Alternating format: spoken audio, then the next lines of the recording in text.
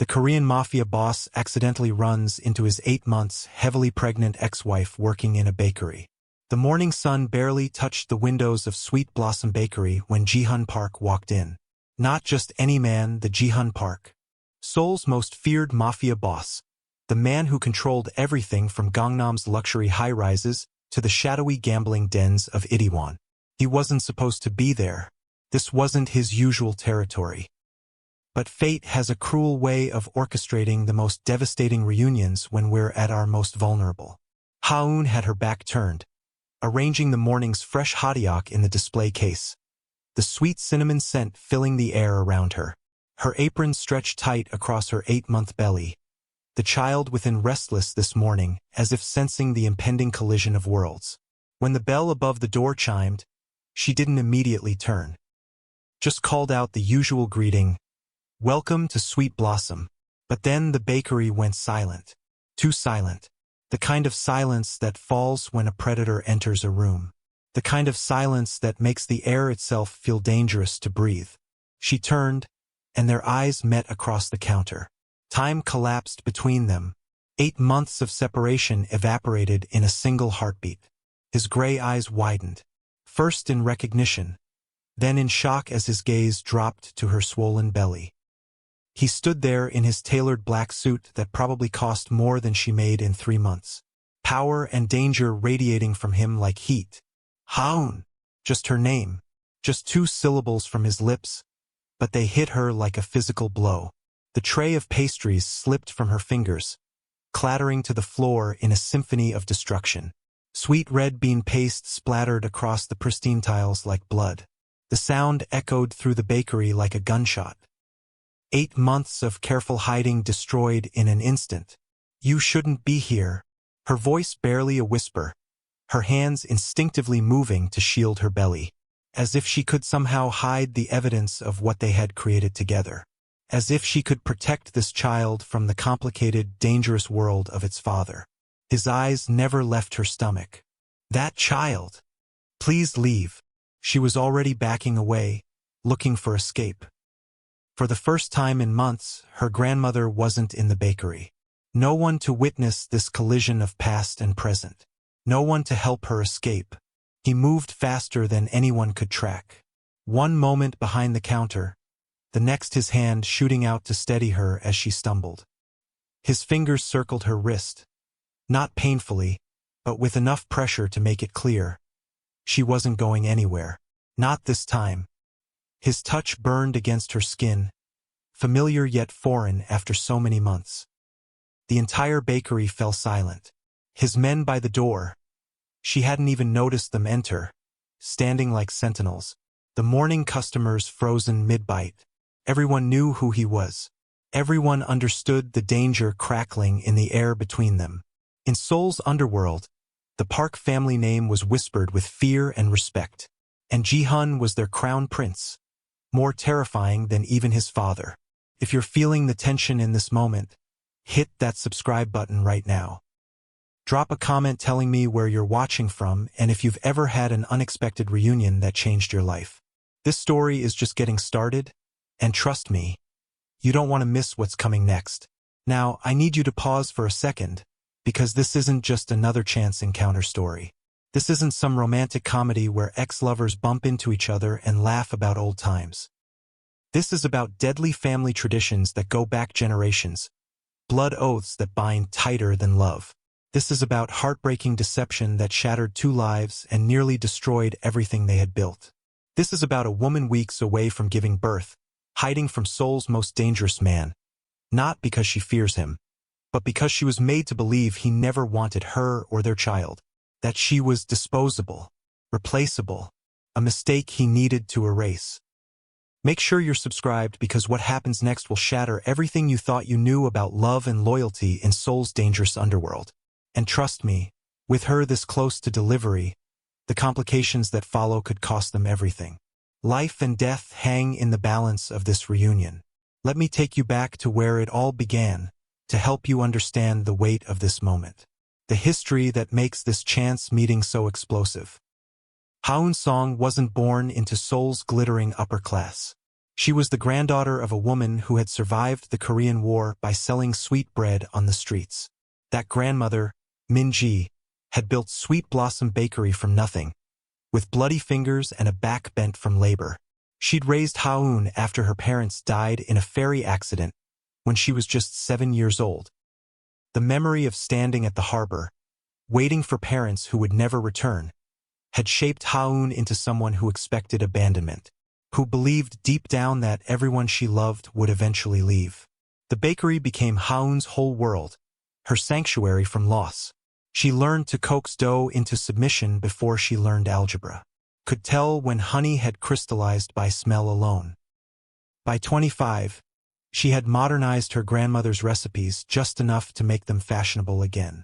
Sweet Blossom became known for their perfect balance of traditional flavors with contemporary presentation.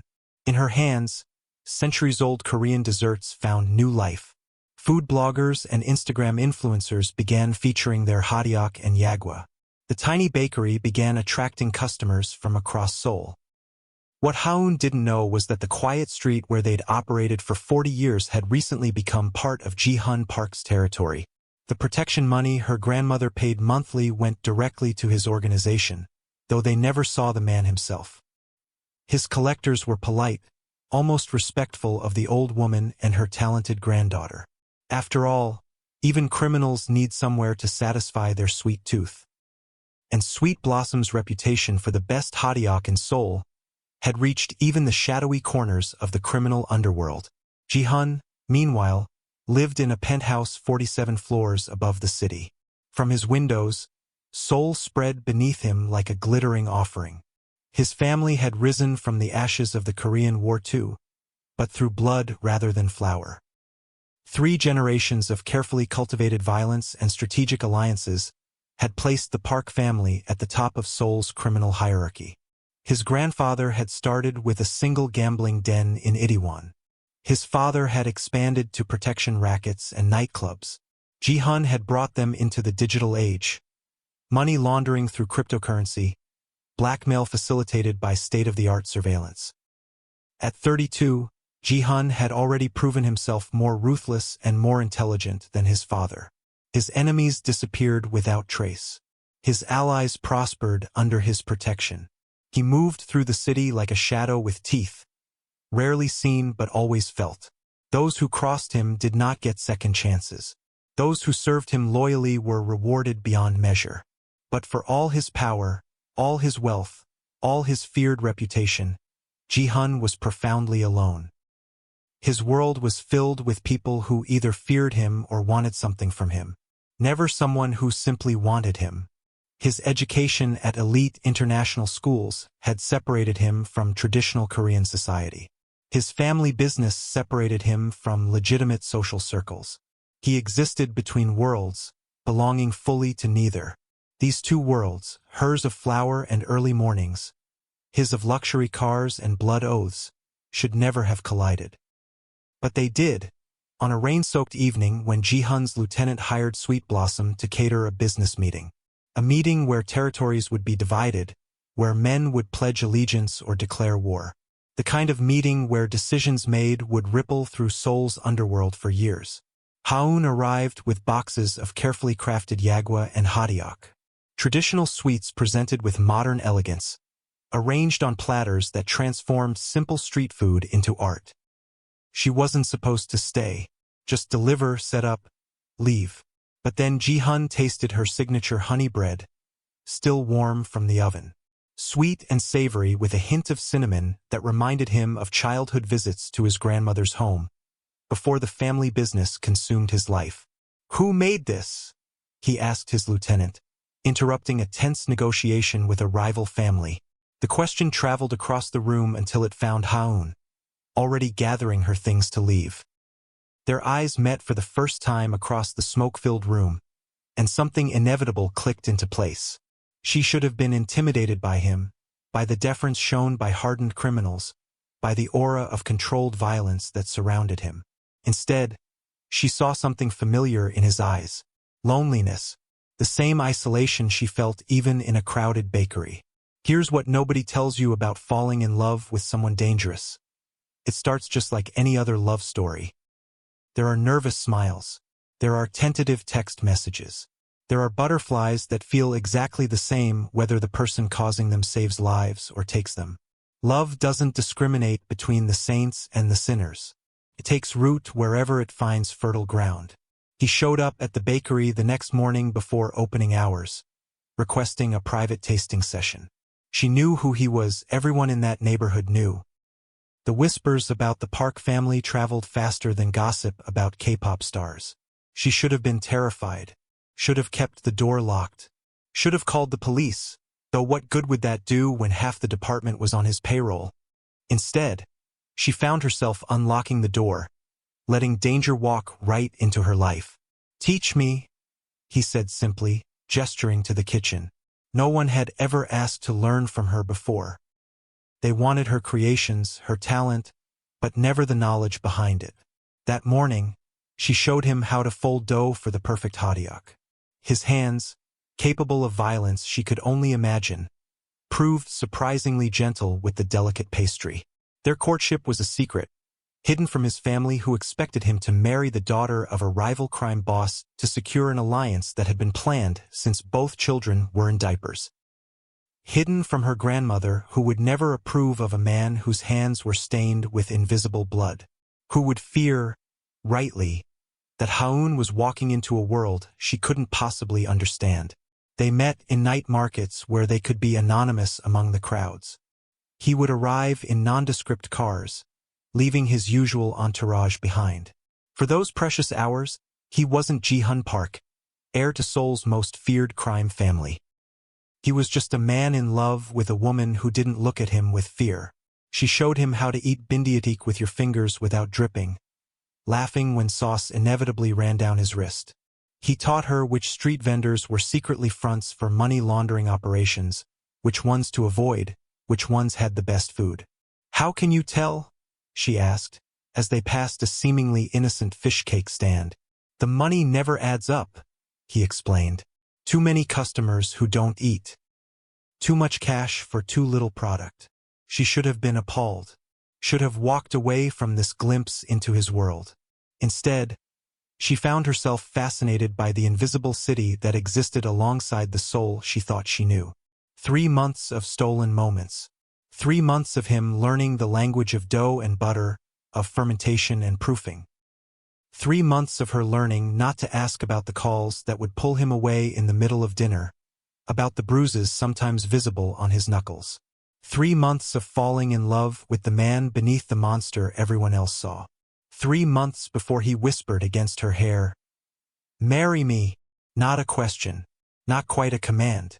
Something in between, as complicated as the man himself. "Your family," she started. "Don't matter," he cut her off. "Not for this. Not for us. My grandmother will understand when she sees how much I love you." If you're invested in their love story, smash that like button right now. Comment below if you believe love can truly overcome family expectations. Are you watching from Korea? America? Let me know in the comments where this story is reaching you. They wed in secret, with only his most trusted lieutenant and her childhood friend as witnesses. No white dress, no family celebrations. Just vows exchanged in a small temple outside the city, followed by a night in a traditional hammock with paper walls and a view of mountains that had witnessed centuries of similar secrets. He gifted her a jade necklace that had belonged to his grandmother, the only woman in his family he had truly loved. "This is real," he promised her that night, as rain drummed against the ancient roof. "What we have is real." For 8 months they lived in carefully orchestrated shadows. She kept working at the bakery, never telling her grandmother the truth about the man she now called husband.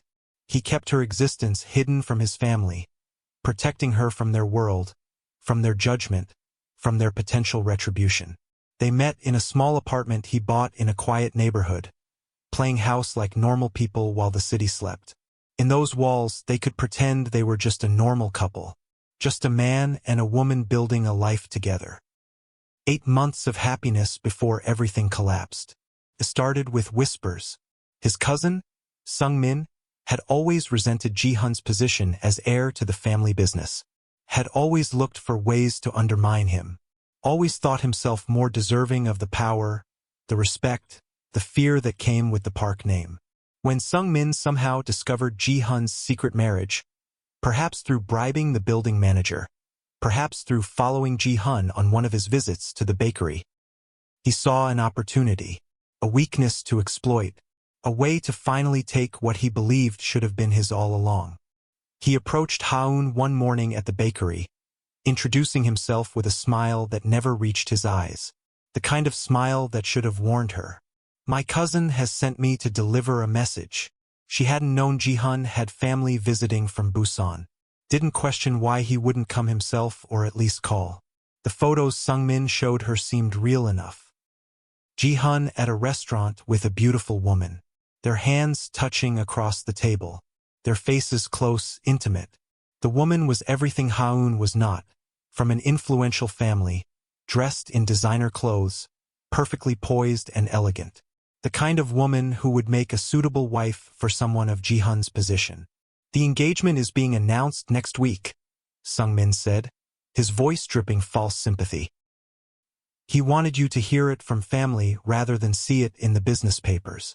The Kong alliance is too important for distractions." The word cut deeper than any knife. Distraction. Is that all she had been? A temporary amusement before returning to the path his family had laid out for him?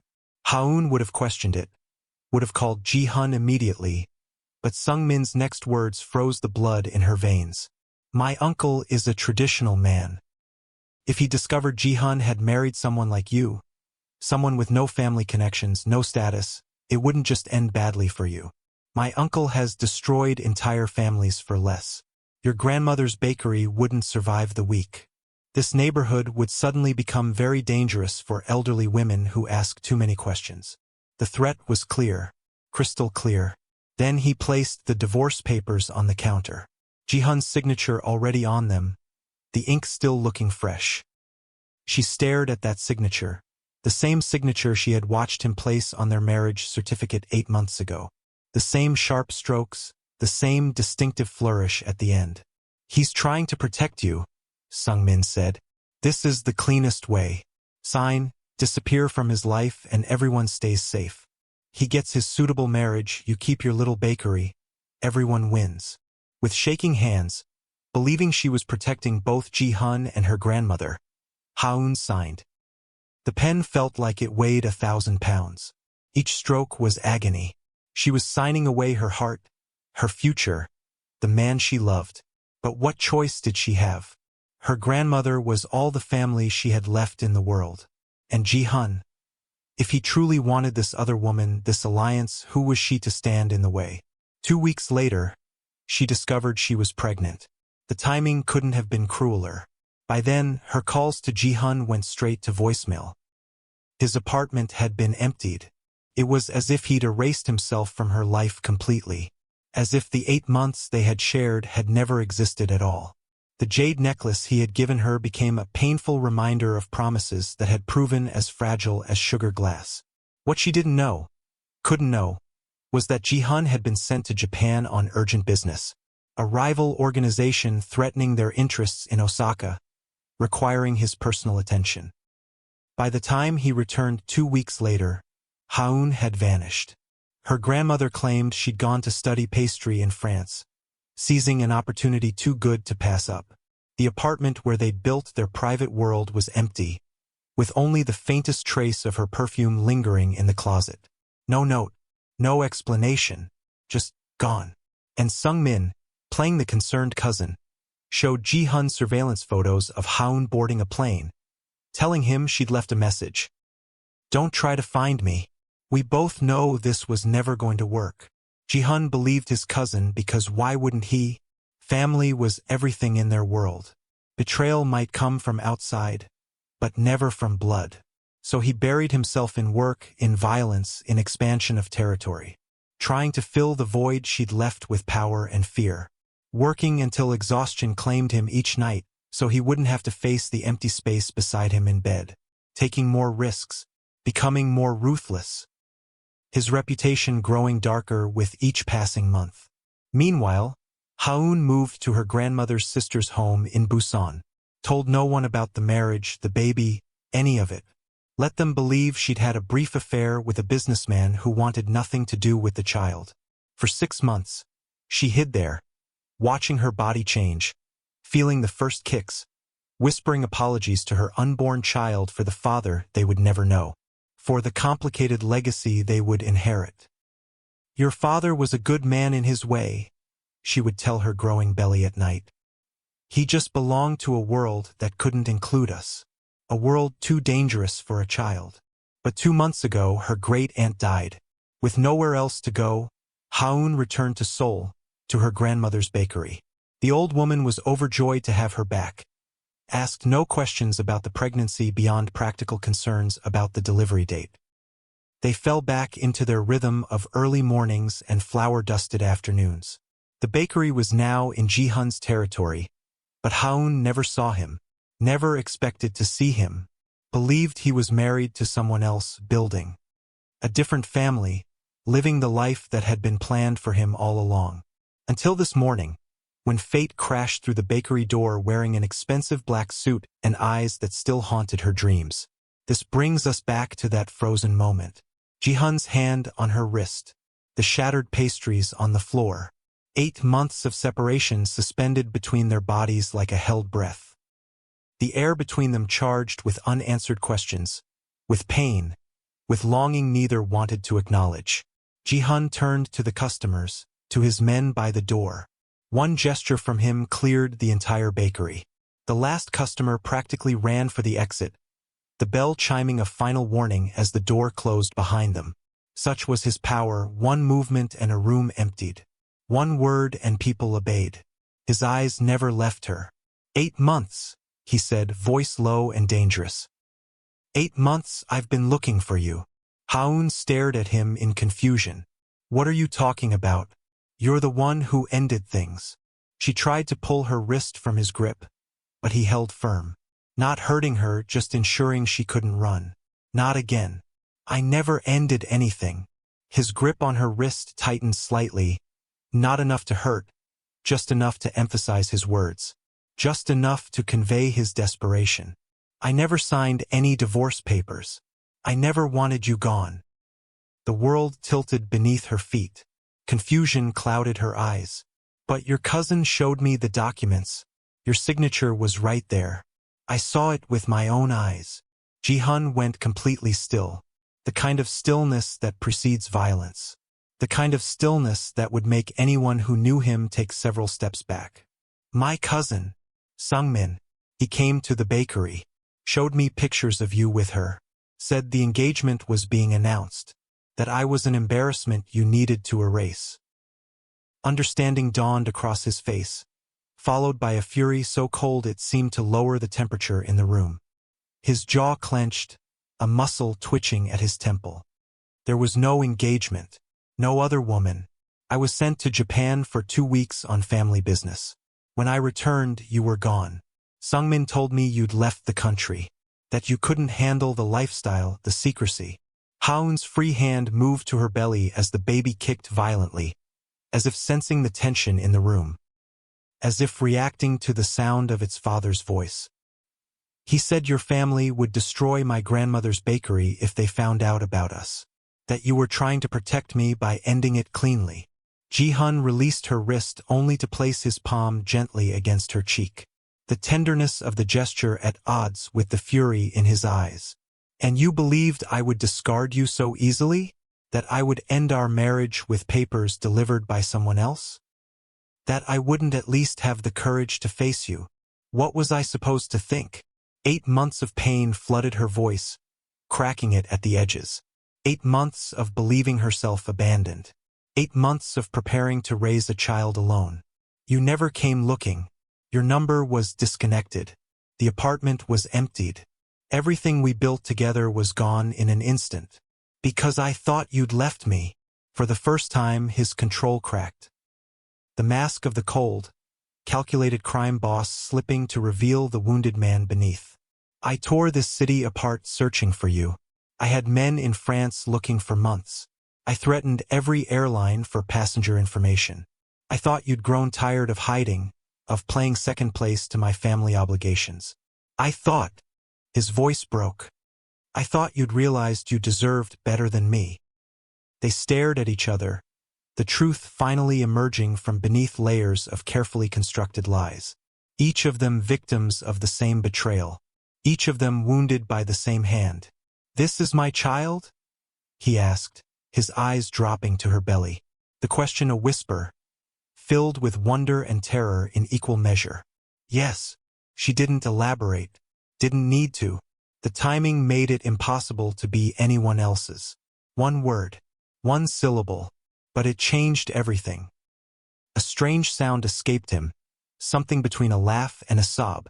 "I'm going to kill him," not a threat, a simple statement of fact, as matter of fact as commenting on the weather. "My own blood, my own cousin. He took you from me. He took my child from me. 8 months of our lives. Gone because of him." Haun opened her mouth to respond, but a sharp pain cut through her abdomen.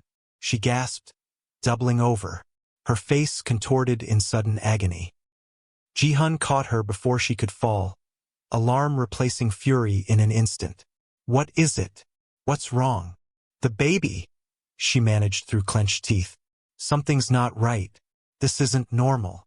The pain was different from the practice contractions she'd been experiencing over the past few weeks. Sharper. Wrong. Her doctor had warned her about stress triggers, about the risks with her blood pressure already running high during this pregnancy.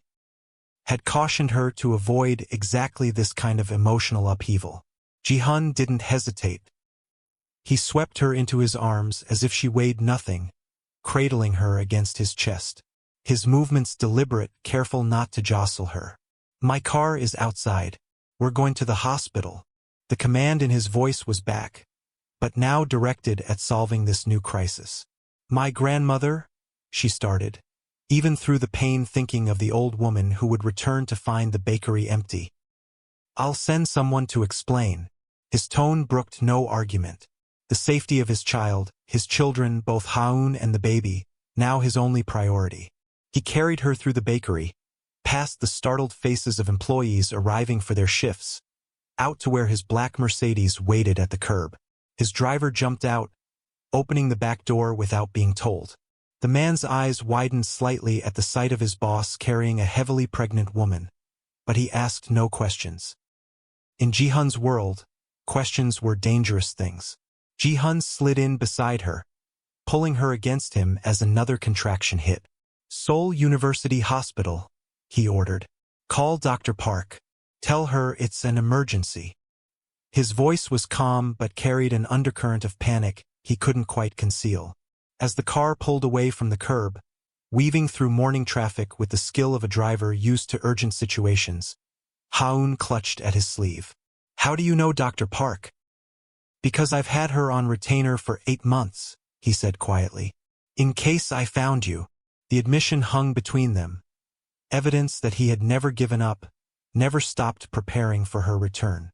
That some part of him had always believed they would find their way back to each other. Another contraction hit, stronger than the first. She cried out, her nails digging into his arm. Sweat beaded on her forehead despite the car's cool air conditioning. Ji-hun pulled out his phone, his face a mask of controlled fury. The business that had to be handled even in this moment of crisis. "I need to make some calls while we drive." His voice had changed, become something harder. The voice of the man Seoul's criminals feared. He dialed, and when the line connected, his voice changed. Became something inhuman, something carved from ice and rage. "Find Sungmin. Now." A pause as the person on the other end responded. "I don't care where he is or what he's doing. Bring him to the warehouse. Alive." Another pause, longer this time. "No, you don't need to know why. Just do it." Haun could hear the confusion on the other end of the line. Sungmin was family, protected, untouchable until now. He forged my signature. He lied to my wife. He hid my unborn child from me for 8 months. Ji-hun's eyes met Haun's as he delivered the final blow. I want him to understand exactly what he's taken from me before I take everything from him. The finality in his voice should have terrified her. The implication of what would happen to Sungmin should have horrified her. Instead, she felt a dark satisfaction. The primal instinct of a mother whose family had been threatened, of a woman whose love had been manipulated. He made more calls as the car sped through Seoul's crowded streets, each one more devastating than the last. In the space of 5 minutes, he systematically dismantled his cousin's entire life, froze his assets with a single command to their family banker, revoked his protection through a terse conversation with their security chief, ordered his immediate removal from all family businesses in a call to their lawyer that left no room for questions. His apartment, his cars, his investments, everything in his name but bought with family money is to be seized. Immediately, his security clearances revoked. His accounts emptied. A pause. Because I said so. That's the only reason you need. Between contractions, Ha-eun listened in horrified fascination. This was the side of Ji-hun she'd rarely seen during their brief marriage. The Mafia boss. The man whose word could destroy lives with a single command. The man who had built his reputation on being ruthlessly efficient when crossed. Yet his free hand never stopped stroking her hair, her face, her belly. Gentle touches at complete odds with the violence in his voice. As if he could simultaneously be two people, the tender husband and the merciless crime lord. Almost there, he murmured to her between calls. Just hold on. Both of you, hold on for me. The hospital staff were waiting when they arrived, alerted by the calls from Ji-hun's driver, Dr. Park herself, a severe woman in her 50s with kind eyes that had seen everything, directing Ha-eun immediately to a private room. The hospital's best room, reserved for VIPs. Reserved, apparently, for whenever Ji-hun Park came calling.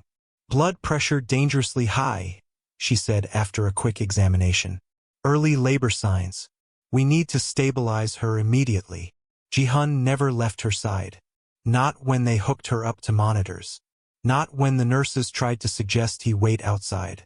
His presence filled the room, dangerous but contained, like a storm held back by sheer willpower.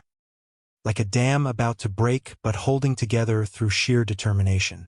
If anything happens to her, he said to Dr. Park, voice low enough that only the doctor could hear, your career won't be the only thing that ends today. The doctor met his gaze without flinching. Years of dealing with Seoul's elite, both legitimate and criminal, had stripped her of fear. Mr. Park, I've been delivering babies for 30 years. You can threaten me after I've saved your wife and child. Until then, sit down and stay out of my way. Surprisingly, he complied, took a seat beside Ha-eun's bed, held her hand as if it were the most precious thing in the world. For the next 4 hours, they fought to stop the labor. Medication to lower her blood pressure. Fluids for dehydration. Monitors beeping steady confirmation that the baby's heartbeat remained strong despite the stress. Each minute feeling like an eternity as they waited to see if the contractions would subside, if the danger would pass. Ji-hun sat beside the bed, holding Ha-eun's hand, his thumb rubbing circles on her palm. Neither spoke. What was there to say after 8 months of separation built on lies? After discovering they'd both been victims of the same betrayal? The silence between them was filled with the beeping of monitors, with the hushed voices of medical staff, with the weight of all they had lost. Finally, Dr. Park returned with good news. The contractions have stopped. The baby's vitals are strong. But, she fixed Ha-eun with a stern look, complete bed rest from now until delivery. No stress, no work, nothing that could trigger early labor again. She turned to Ji-hun. And you, whatever business caused this level of stress needs to wait. Your priority is keeping them both calm and healthy for the next 4 weeks. Ji-hun nodded, somber. She'll have everything she needs. After the doctor left, silence fell between them again. Ha-eun stared at the ceiling, afraid to look at him, afraid of what she might see in his eyes. 8 months was a long time. People changed. Feelings changed. Perhaps the shock of finding her, of discovering the pregnancy, had momentarily rekindled something that would fade in the harsh light of reality. "I never stopped loving you," he said quietly, as if reading her thoughts. "Not for one day." A tear slipped down her cheek. "I thought you'd moved on, built another life. There is no life without you." Simple, direct, absolute. The way he approached everything. "When you disappeared, I existed. I functioned. I expanded territory and made money and put fear into the right people. But I didn't live. I haven't been living since the day you walked out that door."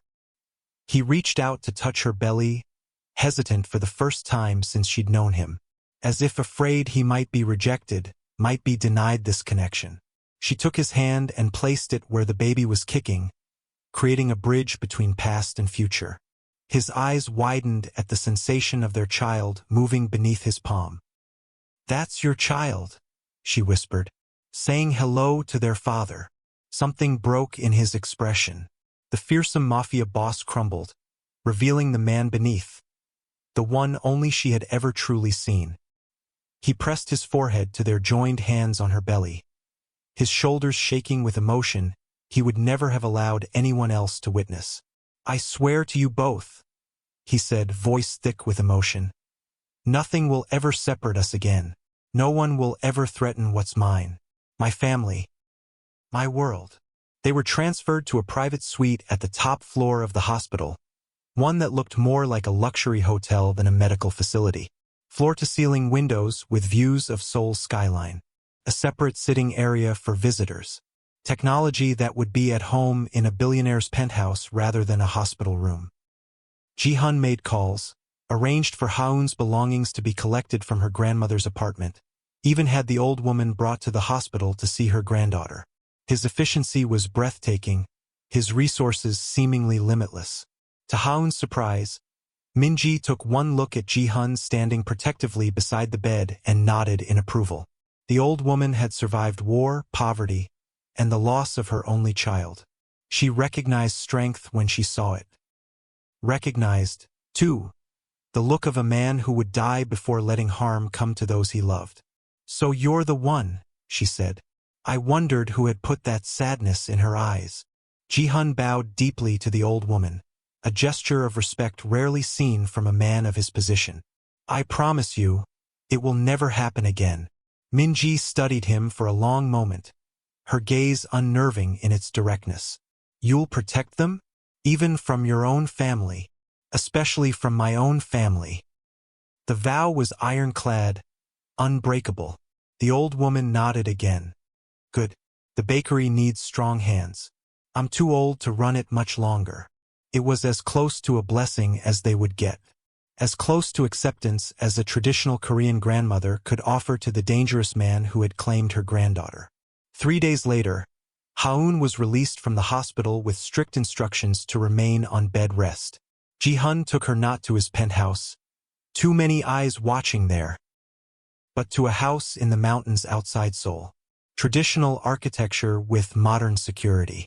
Guards posted discreetly among the trees. Private medical team on call. The perfect sanctuary, hidden from both their worlds. "We'll stay here until the baby comes," he told her, carrying her across the threshold despite her protests. "Then we decide our next move together." The emphasis on together was deliberate. A promise that no decisions would be made without her input. That they were partners in whatever came next. For the first time in 8 months, Ha-eun slept through the night. No anxiety dreams. No phantom kicks from the baby. Just peace, wrapped in Ji-hun's arms, his heartbeat steady beneath her ear.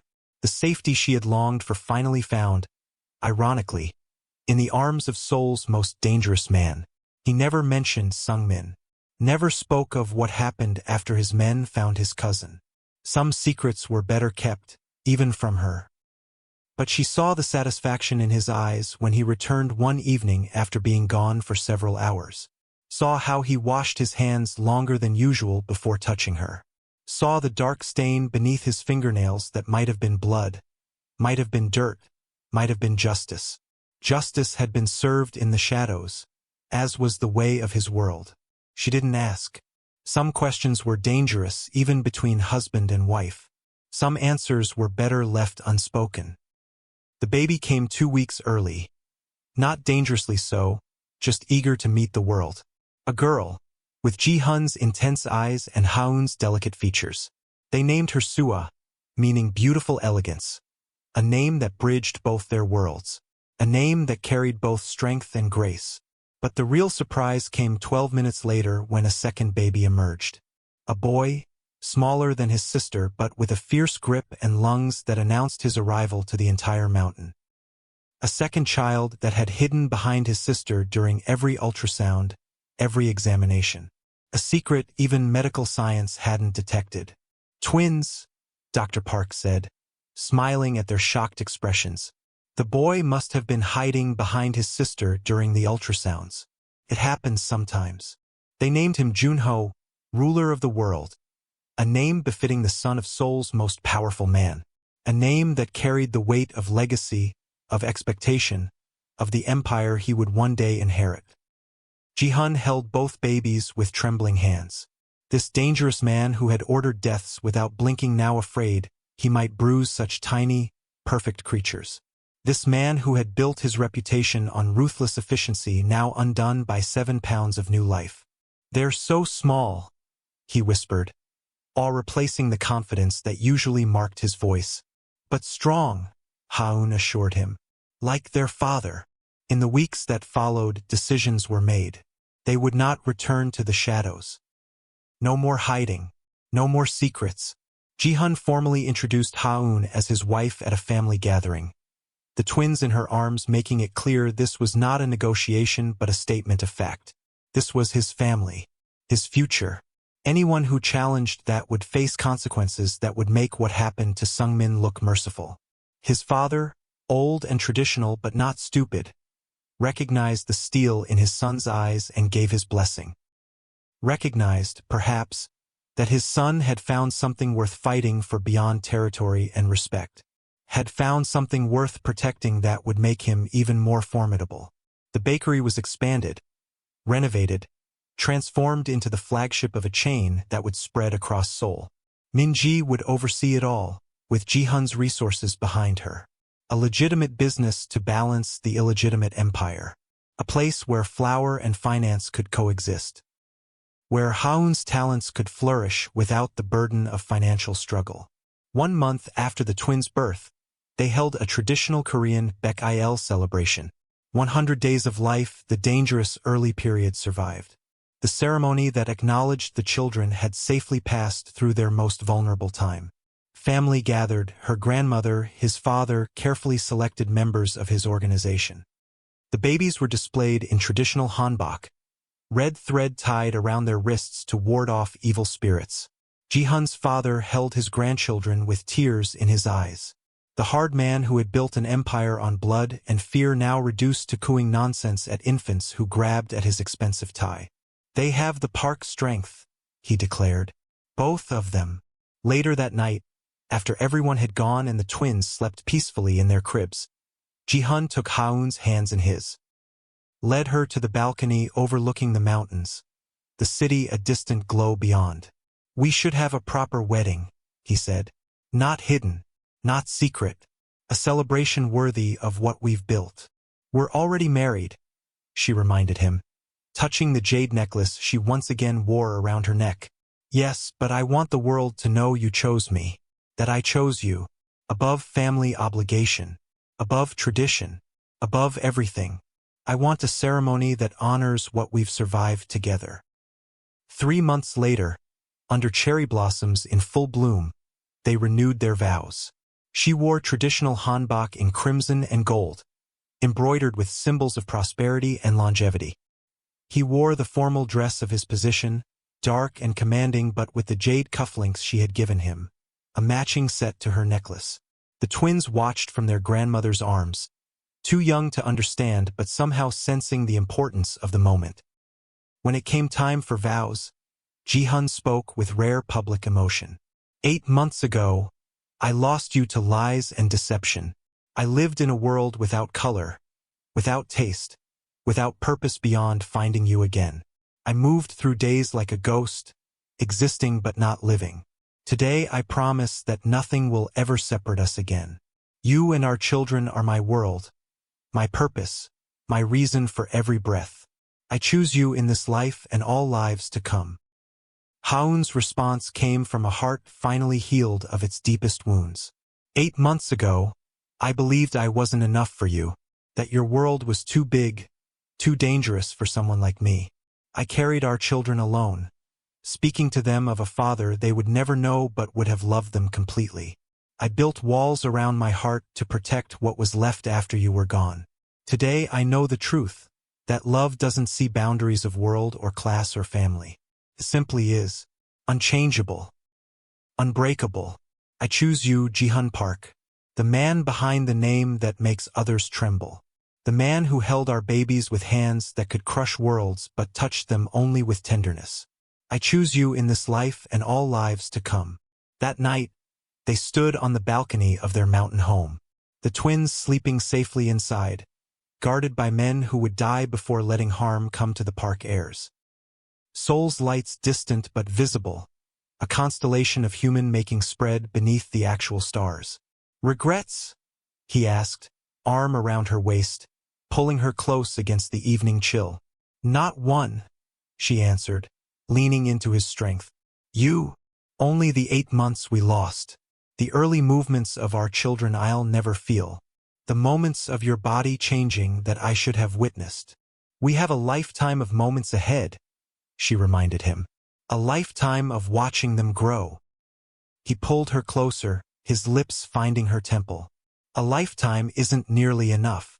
If this story of betrayal, second chances, and unexpected blessings touched your heart, drop a comment below and hit that subscribe button if you haven't already. Tell me where you're watching from. Seoul? New York? London? I want to know where this story has reached. Tell me what you would do if faced with such a choice. Believe the evidence before you or trust in love. Would you forgive someone who came back after 8 months, even with the best explanation? Share this with someone who believes true love finds its way back, no matter how many lies try to stand in its path. Because sometimes the longest separations lead to the most beautiful reunions. Sometimes what's meant to be finds a way, even through the darkest circumstances. And remember, love doesn't ask for permission from family tradition or social expectation. It simply exists, waiting for us to be brave enough to choose it. Again and again and again. In a world where nothing is certain, love might be the only thing worth fighting for, even if that fight takes you through hell before bringing you home.